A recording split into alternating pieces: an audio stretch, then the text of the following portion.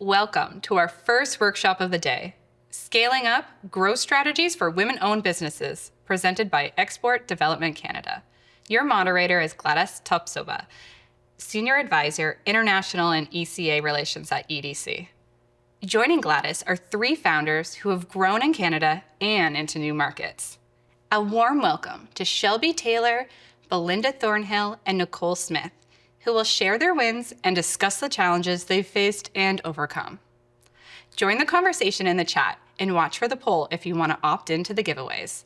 Let's get started with EDC, Gwladys, and our speakers. Over to you.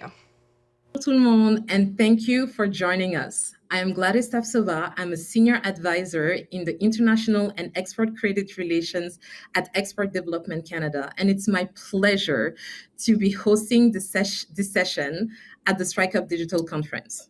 Before we begin, I would like to acknowledge that we're broadcasting to you from EDC head office in Ottawa, which is in the traditional unceded territory of the Algonquin Anishinaabe people.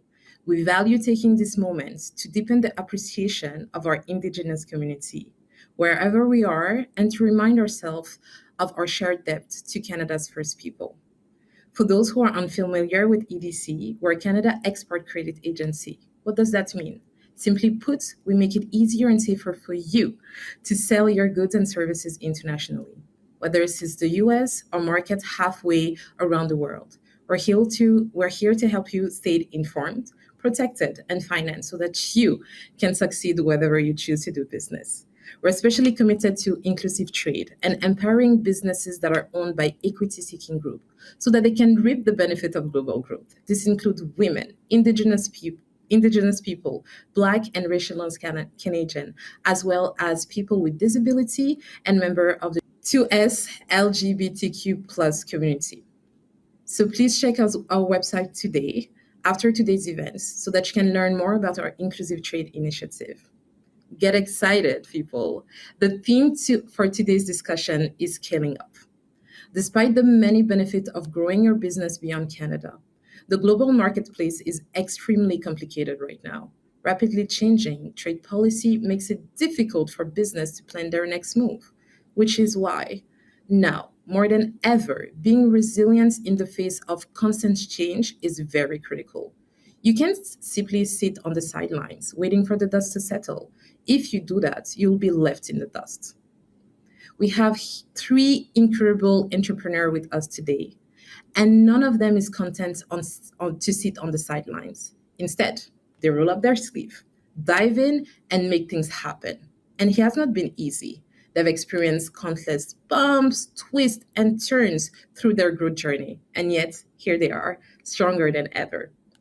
Each of them has an inspiring origin story, and I encourage you to visit their website to learn more about how they started out, because today our focus is on their growth story and in their resilience in the face of challenges. For those who are joining us live, why don't you drop in the chat what resiliency in business means to you? I want to see the chat buzzing. And while we're waiting for your responses, let's meet these incredible entrepreneurs. Let's get started. I don't know about you, but I'm all excited, ladies. So let's go. I think it will be a great help for our audience to learn more about each of your business. So let's try something new, and let's maybe hear your 30-second elevator speech. Nicole, let's start with you. So Flytographer is a marketplace that connects travelers with local photographers in 350 cities around the world for fun vacation photo shoots. They typically last about 60 minutes and are roughly the cost of a dinner, but they last a lifetime. So imagine you're going to Rome with your family. You'd meet up with one of our local photographers like Roberta for an hour. She'd take beautiful candid shots of everyone with like the Colosseum in the backdrop or whatever you like. And at the same time, she's sharing great local tips about the city. So when you come home, you've got these beautiful photographs that you're going to want to put up on your walls. And everyone, including mom, is finally in the picture. Fantastic, Nicole. I love that. Shelby, what about you? What is your pitch? Sure. At Chickapea, our mission is to make healthy food that's craveable, accessible, simple, and convenient. So all of our pastas are absolutely delicious. We never want you to feel like you're sacrificing taste in order to have a healthier version. of something that you already know and love. Our pasta is made from just 2 simple ingredients, chickpeas and yellow peas. Every 100-gram serving packs in 24 grams of protein, is loaded with fiber, and all kinds of good stuff. The best part is that we recently just made some big changes to our recipe, so we can truly deliver on that classic Italian pasta taste and texture while giving you all of those incredible nutrients. Now I'm hungry for pasta. Thank you for that, Shelby. Belinda, tell us about Belmonda. Belmonda is a company, my sisters and I started this company back in 2003, and our mission was to serve the beauty professional industry with care and love that they give to their clients. So basically, take away the procurement problems, the cost problems, the shipping problems, and being able to fulfill their needs with products and services that they would be able to give to their clients.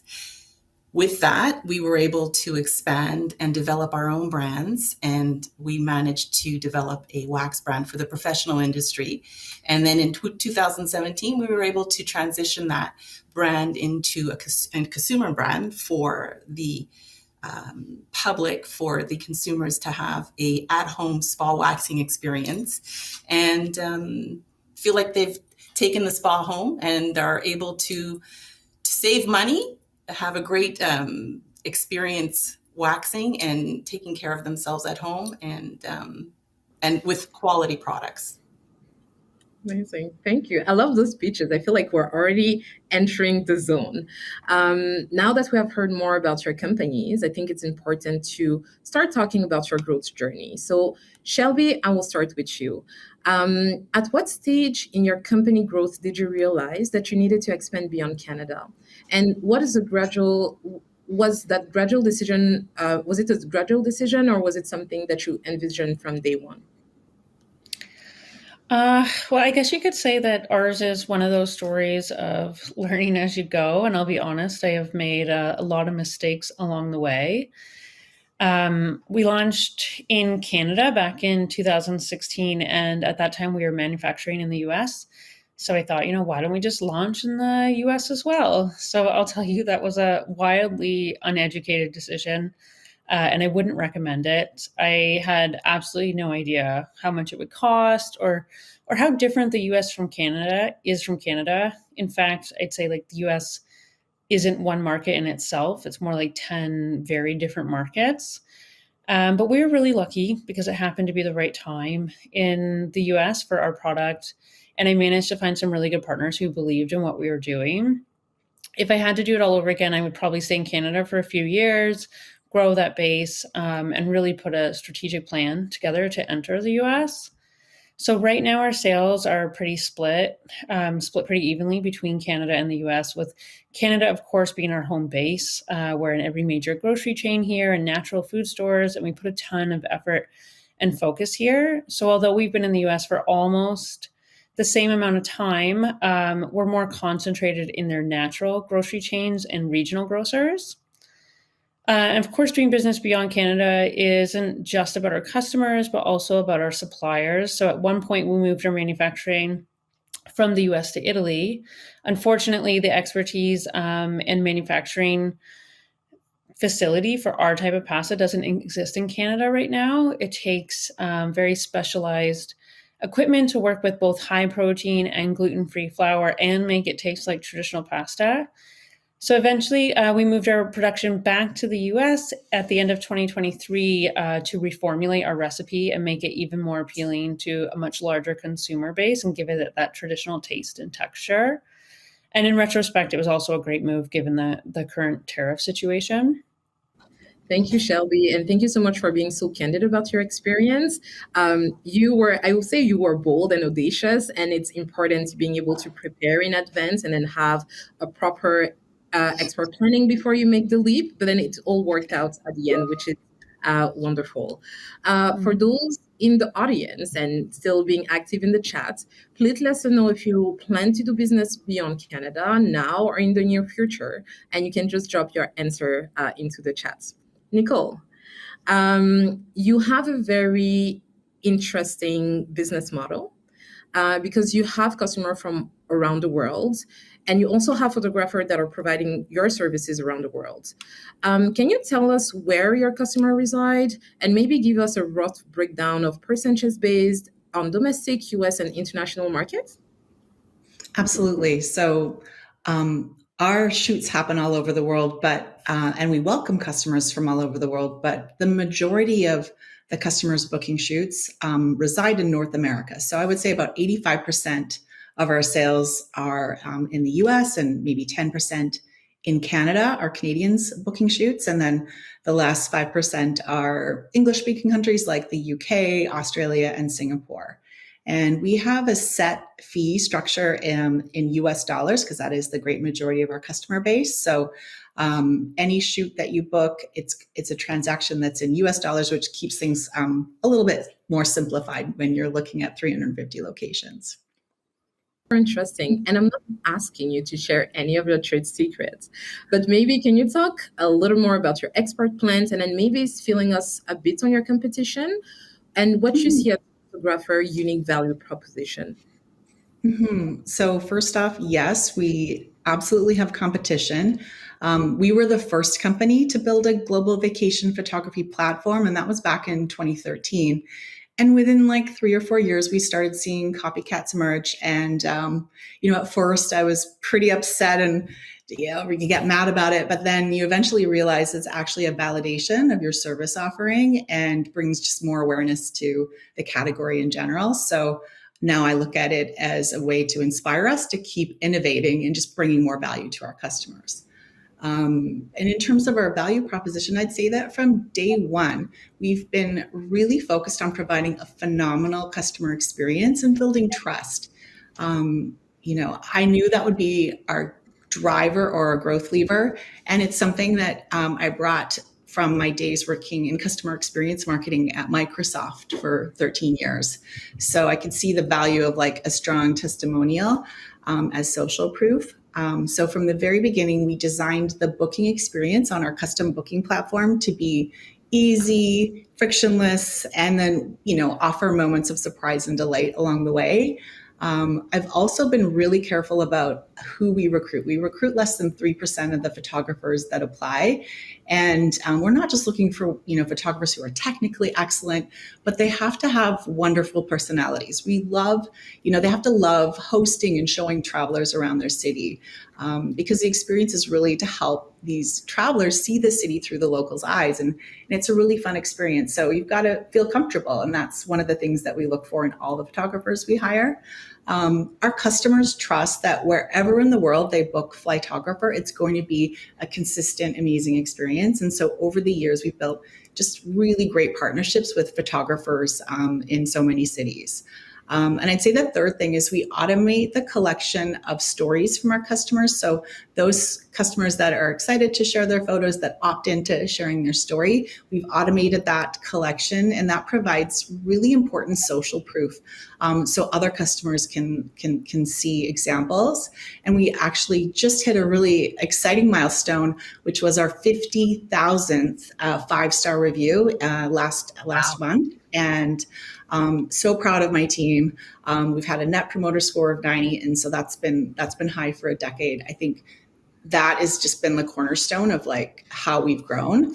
And then fourth, we have a highly anticipatory concierge team that's ready to react because life happens, hiccups happen. If a photographer is going to get sick or a car breaks down, and so our concierge team can jump in and be able to troubleshoot when those rare hiccups happen.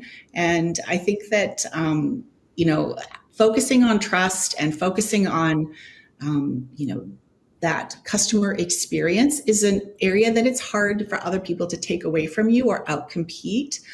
Brand trust and brand promise to me and for our company is the best way for us to differentiate ourselves. It's the thing that, lasts. So in terms of our export plan, our focus is on the US right now. And the reason for that is there's just so much upside and opportunity for awareness building there. So many people don't know we exist, even though we've been around for 12 years.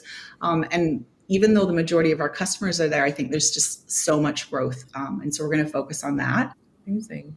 I love what you said about brand trust, and it's very important to being able to build that trust with the customer base, and then also having this such razor sharp focus about your export plan. It's amazing. Thank you so much for sharing, Belinda.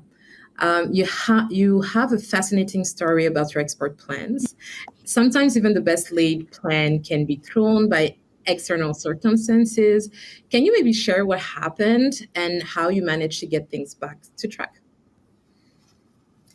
Well, I don't have the resources to I sell. I've been doing distribution for many years. So we started to sell all of our products, our Chickapea products here in Canada, and I didn't have any resources to reach out to sell to the US. So I did reach out to the EDC and the BDC, and these government sources were able to connect me with the right people.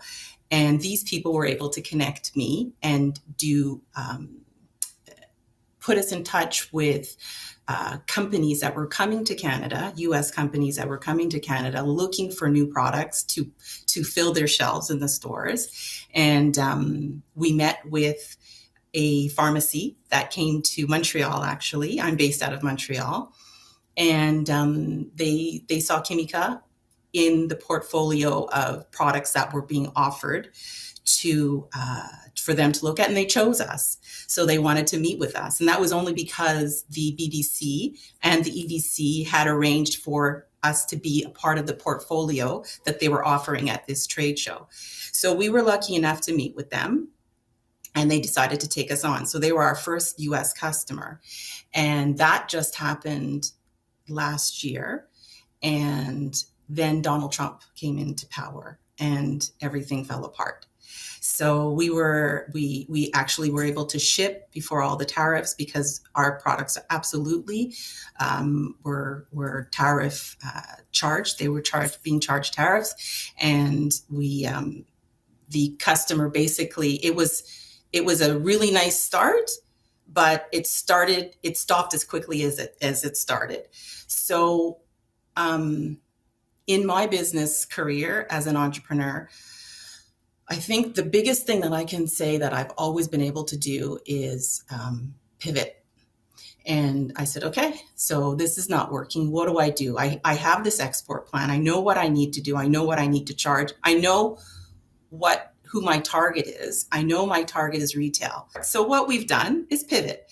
We are now working with Export Quebec to help us get into Mexico. So we're working, because we're in Walmart Canada. So our next target will be Walmart Mexico, along with other retail markets. So we're not in the online space. We're in the brick and mortar retail space. So we really have to look at how we can set ourselves up that way. So that's been my experience so far. Thank you so much for sharing that, Belinda. And it's an incredible journey. And I feel like you mentioned a lot of pivots. I'm also seeing resilience, and then also being prepared. So thank you so much, and congrats to all of the hurdle that you are creating, that you have cleared. Shelby, I'm back to you now. Can you talk about a bit more about market research that you have conducted and how they have helped shape your value proposition? And maybe more importantly, how they have helped to ground your company growth plan? Sure. Well, I would say this has been another learn as I go experience for me, like almost everything in this business. I think that oftentimes you create your first business and you maybe assume who your customer is going to be, maybe often someone just like you. And so you market to them. Initially, we focused on this really super health conscious consumer, because those are sort of the assumptions that I had made and who our consumer would be. And that's the type of person or consumer that I was at the time. But after a few years in sales, we very intentionally took time to connect with our top customers and ask people, why they were buying our products. We actually had a very We had very successful Costco rotations, which was almost surprising because it sort of revealed that more mainstream consumers were buying our product, and we really weren't marketing to them. So this is when we learned how critical it was to truly understand who our customer was, and what was driving their purchase decisions. So we took time to evaluate who was buying, why they were buying, and then also what were the limitations of the people who were not buying. And then we also dug deeper into general consumer behaviors and shopping habits. And we learned so much. So at the top of the list, it became very clear that we needed to appeal to taste first and foremost. If we were going to win over that larger mainstream consumer, taste is king. So as healthy as people want to eat, they're not going to sacrifice taste regularly. So that's our number one focus now, ensuring that everything we produce tastes like the real deal. So it's not just the best tasting in the health food category, but really competing with those mainstream offerings that you're used to. And then we back up that taste with 3 other key pillars. So one being high protein. Everything we make is always over 10 grams per serving. Simple, real ingredients. We never use anything artificial ever. And convenience. So nothing can take longer than 12 minutes to cook start to finish, because those are the things that we learn matter the most to our consumers and that larger, more mainstream group that we are targeting. So we knew if we could check all 4 of those boxes, we'd have a winner. So the bottom line was our research had told us that we needed to hone in on what was most important to consumers, and that became our mission. And it really wasn't easy. It took time to both do that research and then think about the changes that needed to be made. To be honest, it cost us almost 2 years of real growth because we had to scale back a little bit to make those changes. So yes, it's actually been a very painful, couple of years, but was truly like absolutely necessary. And in the end, really like a few big steps back led to like some really huge leaps forward for us. Amazing. I think that if there's ever an argument for the benefit of market research, that's it. And it takes a resilient mindset to being able to pull that off. And I think coming back to Belinda's point around, being able to pivot when you have those information to meet the customer needs is super important. I have a question for the audience in the chat. Have you done any market research? Are you planning to do so? Let us know so that, we can also interact on that end. Nicole, I have a question for you. What are some of the risks you face doing business outside of Canada, and how have you worked around them? Well, I think you can try to plan for all the risks that could possibly happen. And we had anticipated, that there could be issues in 1 or 2 travel destinations for whatever reason, but we felt kind of buffered because we had so many cities globally, 350, and then the pandemic happened, and the whole world stopped traveling. And so at that point, we were doing about 5 million, I would say, in revenue in 2019, and on track to have like the best 2020 ever. And then in March of 2020, as everyone knows, the world shut down and our revenue dropped overnight by 98% within a 2-week period.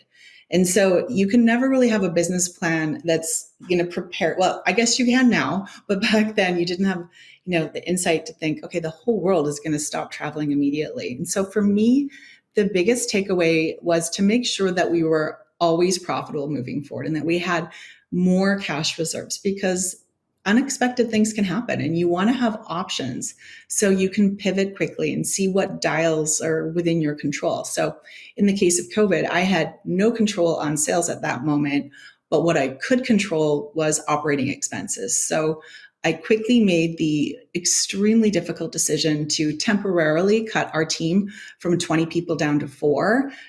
Otherwise, we wouldn't have been able to survive. And I wanted to make sure there was a company for my HQ team and for our 600 photographers around the world to come back to once travel reopened.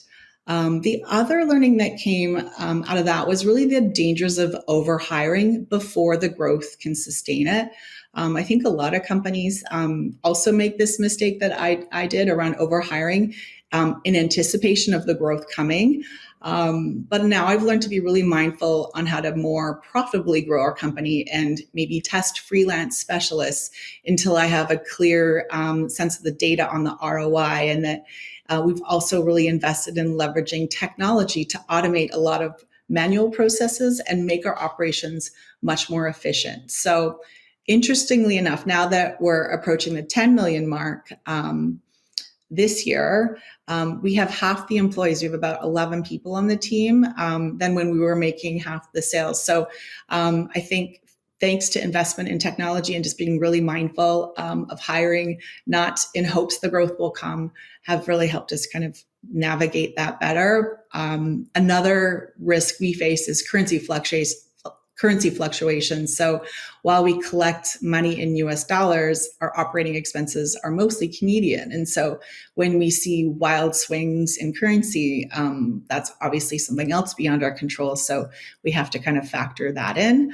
And then, of course, there's the environmental and geopolitical risks. Our second biggest destination is Maui. And, there's also environmental, concerns with wildfires and natural disasters. And when travel halted in Maui a couple of years ago, Maui was our number 2 destination globally. And again, just shut down overnight as the community was dealing with what was going on. Of course, customers weren't going to travel there. They wanted refunds. So those kinds of things cost your business tens of thousands of dollars. But on the same time, we had all these photographers that they feel like family to us. We've been working with them for over a decade, and suddenly they had no way to make income or bring money in. And so, and I would say another thing for me that's been really helpful is to have that external support. And that's meant other women founders mostly. I think that having a group or a cohort of women that you trust, some that are maybe a little bit ahead of you or around the same point, and being able to ask them, how have you dealt with this particular situation? Has just A, made you feel a lot less alone, and B, just giving you a lot of resources to how to navigate different things. So connecting with people, especially other women who are going through the same things at the same time, and especially other moms, for those that are also moms, it just makes you feel less alone. It makes you feel more seen, and it can be incredibly powerful for sharing knowledge. And I've found the EY or Ernst & Young Entrepreneurial Winning Women program to be amazing. The Forum out of Vancouver, and then Biotech in my hometown of Victoria have been all great networks. Thank you so much for sharing. And I can't even imagine what you went through during COVID, especially with that specific business plan. But again, coming back to the resilience and then how you were able to turn it around and then also care for your employees and the customer, that is very inspiring. And the elements that you mentioned around, having the external support is perfect segue to my question to you, Belinda. As you just know, Nicole mentioned a few of those networks that she belongs to. What are the key partnerships that you have built to support your company growth? I know you mentioned EDC, BDC, and the roles that they have played into introducing you. Do you have any other partners or external support that have been supporting you in your growth journey? I'll tell you the story. We were just doing professional. We were selling professional. We were manufacturing our own professional wax at the time and selling that wax to the professionals in the industry. So we were selling it to the spas and the estheticians, et cetera, all across Canada, predominantly in Quebec, but all across Canada. And one day, the president of the REFAC, the Réseau des Femmes des Affaires de Québec, came to one of my WPO meetings to meet the ladies from my chapter and ask us what we did. And so we all explained our businesses and we talked about it. And then at the end of the meeting, she said to me, Belinda, I want you to come to a meeting, an event that I have tomorrow, roundtable, and there'll be a pharmacy there and category manager there. And I want you to meet her. And I said, okay. And she said, and I think it'll be a really good opportunity. In my head, I'm in the box right now. I'm not thinking outside of the box. And I'm like, she's not listening to me. She didn't hear. I only sell to professionals. I don't sell to the retail market. So I don't think, so I explained it to her. But anyways, we went back and forth all night long. And then the next day I was at the round table and I met with the category manager that day during a round table. So there was 2 women at the round table and myself. And I let the other 2 go because I had really no idea what I was doing. And this is where the entrepreneur person comes out, and I didn't know what I was doing. And I said, okay, let me listen, see what they're doing, how they're presenting. And then I went and I introduced myself and I told the woman, I said, listen, the category manager, her name was Isabelle Morin. And I said to her, listen, I am here today. I am completely unprepared. And that's another thing I want to say. Authenticity to me is huge because people can read you, people can see you, people know when you're telling them the truth, and people want to deal with authentic people. And I can't be any other way. So I told her, I said, I'm unprepared for this. I heard about this yesterday, but I want to tell you what I can do. I can manufacture professional wax for your shelves in Uniprix. And I do that right now for the professional industry. And if you're interested in a professional wax for your shelves, I can do that. And she leaned in. And when I saw her lean in and I saw the body language and I saw her interest, she didn't have that for the other 2 women that presented to her. I said, okay, in my head, I said, oh my God, there's something here. And then within 9 months, she said to me, Belinda, here's my card. I want you to give me a call. Last week, we had a team meeting and we were talking about putting a professional wax line on our shelves at Uniprix. And I want to talk to you more about that. And that's where, chance, opportunity, serendipity, I don't know what, but that's when it all comes together. And had I not listened to that lady the night before, Ruth Fashion, had I not been with the WPO, had I not done this, I wouldn't have been able to do what I did. And then within 9 months, we produced, developed, and delivered to 220 stores across the province of Quebec.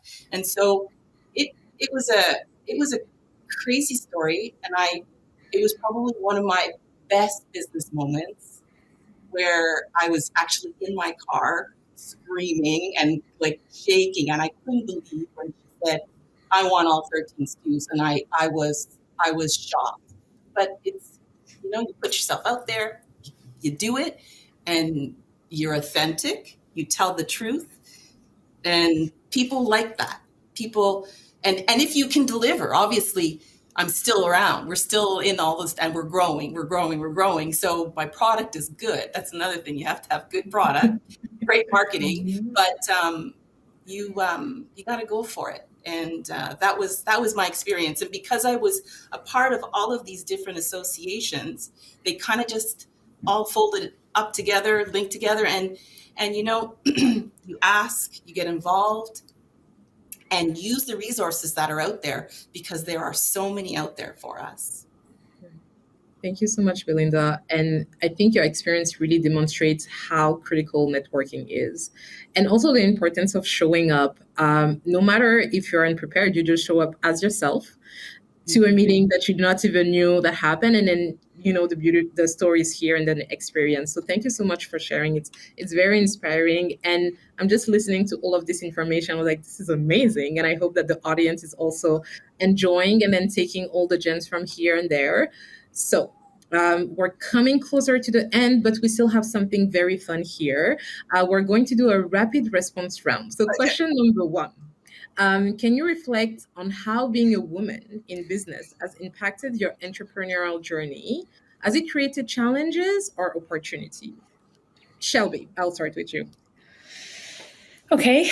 I think it's done both, to be honest. I think, being a certified woman-owned business has come with benefits such as accessing grant funding and specific retailer programs for women. So that's been really helpful. I think in terms of investment, it's been a little bit harder. For example, one of my first big VC meetings was in a group of 27 investors in a room, and not a single one of them was a woman. And you get questions, or I've got questions as a woman, that I feel like a man wouldn't get. I had one investor ask me if I was planning to have another child. I was actually pregnant at the time, but he didn't know that. I think it can be more challenging to get funding from male investors, as they make up 98% plus of investors out there. But then on the consumer side, I think I'm much better able to connect with our customers and relate my story, and I'm able to put the story out there. So I think you have to really use every advantage you can and just prepare as best as possible for the inevitable challenges. Amazing. Thanks. Nicole, your thoughts? Yeah, I'd say there's been both, like Shelby. There's been challenges on the funding side for sure. For example, I pitched a male investor about our concept, and his immediate response was, well, I'd never pay for that. But then a week later, he came back and said he told his wife about it, and she said, I love this idea. Let's do it on our trip to Amsterdam next month. So I think it's, women can see problems that need to be solved that maybe men don't see. And so when a woman sees possibility, like Flytographer, in my case, that's just one example. And the people that are funding these aren't necessarily part of the target audience. And so it's harder for them to imagine and see why this thing would come to life and be valuable.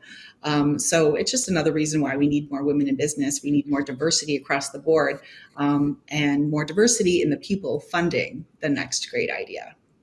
Yeah, awesome. Belinda? Well, I've never really thought of being a woman in business as an issue. I've thought of it as being an advantage. And I think the more and more banks, businesses, they are supporting women in business. And wherever there's an opportunity that I can use the platform because they have that for a women in business, I will use it. But I've never looked over my shoulder thinking that was an issue, perhaps because most of my clientele is women, and I've never had that issue. So it's been good, and it's been more advantageous for me, actually. That's awesome, and it's still within the time, so I love that. I have a second question, still on our rapid response question. What are the 3 things that you think you did right to help you grow your business? Belinda, I will start with you this time. What did I do right? I never gave up. I was tenacious and careful. I was very tenacious and careful. And I never take no for an answer. I always try to find solutions. There's always a solution. Problems aren't there for me. I always try to find a solution. That's it. And surround myself with people who are smarter at doing the things that I can't do. And surround myself with good people, because that's important to me. I like that. Surrounding yourself with the right people. Nicole? Yeah, I think first it was that laser focus on customer experience that I talked to earlier, and being really intentional about how that was designed from the start. Secondly, I spent a lot of time and resources, especially in the early years, building out this high caliber, trusted community of photographers. And, we would do global meetups and try to get together in person just to get feedback, build rapport and connections. And, it was a fun way to also meet 40 new friends around the world every time we did this. And then those people would have our back when stuff would happen with customers. So really investing in the people delivering your service. And third is something I absolutely messed up in the early years, but figured out later, and that's to remain focused on profitability. And we have been since we've recovered from the pandemic, and you're just more in control of your destiny and options. And so giving yourself that optionality. Amazing. Shelby? I think I'll answer it in a slightly different way, just focusing a little bit more on characteristics. I think, firstly, I'm very coachable and have remained that way. So I'm a very good listener. I ask a lot of questions. I look for advice in the right places and listen to answers. So I'm very open to change and growth, as you'll see from the story that I've told here, which has allowed the business to pivot and change away from how I initially started it, to set it up for success. Like Belinda, I am insanely tenacious, probably to a fault. I raised capital in a market that felt absolutely impossible, in a company that wasn't in the best place at the time. And I fought tooth and nail for it, even when, some investors told me it would be impossible. But I didn't give up, and I don't seem capable of it. And then lastly, I guess it's not a characteristic, but more to do with our team. I put the right people in place. My team is everything. It's such a big reason why we are successful. So really focusing on hiring quality people, the right people who you can really trust to do their thing. This is too good. Okay, I have one last question, and I'm stretching here, but maybe if you have one mistake that you would like to caution the audience about that you have done throughout your journey, what will that one be? Just 1 minute, still on the rapid round. Shelby, you want to start? Oh God, only one. I mean, I could probably name 100 or more. You know what? I'm just going to play off of what I just said, because I think making the wrong hires can be probably the most damaging to your business. So, I have in the early days made some wrong hires that ended up being very costly to the business, to team morale. So in retrospect, you really need to listen to your gut when hiring people, hire for personality. And I really learned from that mistake. Yeah, I like that. I see you nodding here, Belinda. You want maybe to share your perspective on that? Absolutely. I think you're only as good as your people. And I have learned that the hard way. And also, I think I'd like to add on to that. It's very important who you partner with as well. I think, you have to really, when you start a business, you have to really understand where you want to go and who you want to work with in partnership. So that the share structure, I think, is very important, because you may have a very beautiful, wonderful relationship at the onset of whatever you're starting with, whoever you're starting it with, but that's the start.